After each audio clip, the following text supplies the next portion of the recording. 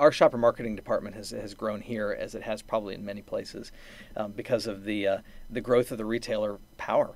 Basically brands as we know them are being squeezed between consumers who now have more control and retailers who have more control. So with all of the effort and the focus on shopper marketing, we really have to admit that most of it has come from a very pragmatic and almost urgent response to what is a growth in retailer and distributor power. And so because it's grown so quickly that way, it's still very youthful. Like, we don't have a lot of answers about shopper marketing.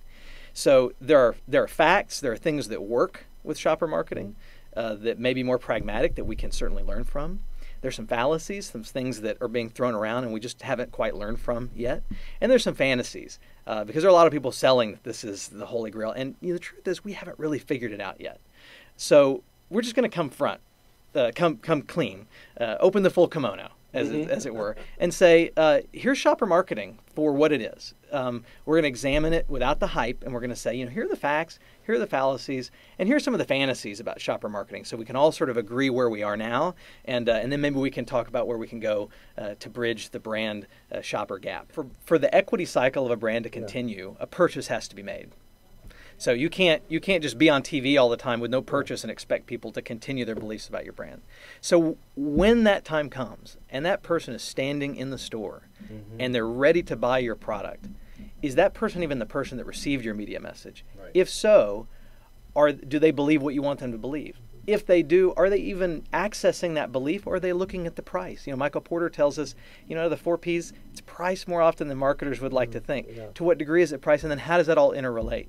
Yeah. That's really the crux of what we're talking about here, is that when the rubber meets the road, what are the fantasies we're telling ourselves versus what's actually happening in the marketplace? And we've always had two departments. We've had sales and we've had brand marketing, and so you never really had to wrestle with it because they existed in different silos. And now that there's shopper marketing, someone has to say, you know what?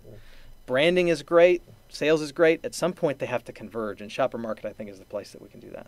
And as part of that merging, there has to be that emotional connection you make with the shopper at that moment of truth. Yes, at some point you have to access something in their mind, some equities that you've been able to in their belief system that they've got to pull from, because you are battling price. First of all, you're battling access, or even there. What else is there?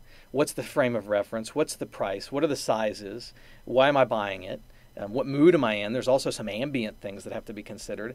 And so there's all that you have to contend with, and you get one shot at the belief system. So to what degree is that being brought to bear on that decision-making process? And it is just a part of it. And again, in the past, we focused on that like that was the only thing, was that belief. And now we have to realize that it's part of a much grander thing, including what's the context I'm buying in? Why am I here at this retailer? Why did I choose Walgreens instead of Rite Aid? Why did I choose Target instead of Walmart, etc.? Stephen Springfield speaks at the DFW AMA Luncheon in Fort Worth on April 24th.